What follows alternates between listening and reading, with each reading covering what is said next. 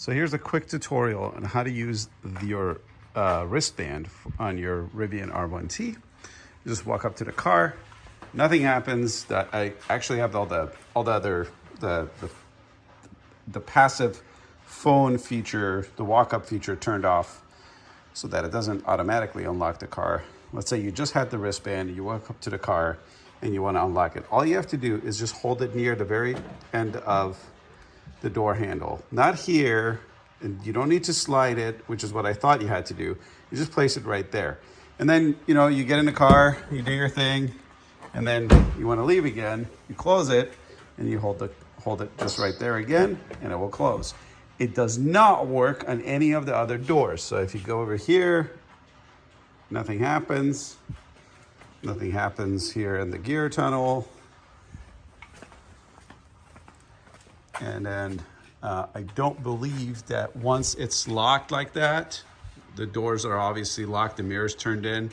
I don't believe you can do anything with any of that. So they don't detect that you're here. So the gear tunnel won't open, none of that will open. Passenger side, again, nothing there, nothing here. But let's go back again to the front.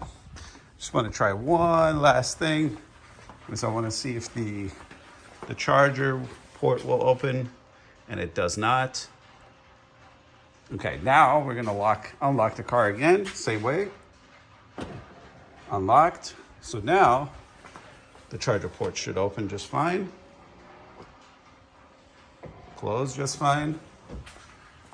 Go over here. Unlock. Lock. Open. And I'm not going to open that right now because my water bottle's sitting up there, but you've seen that open before, and all the doors can obviously open. So close that. And that's all there is to it. That's how you use your wristband. You just hold it right over here. There you go. It's actually a pretty acceptable way to get in and out of your R1T. Hope you enjoyed the video.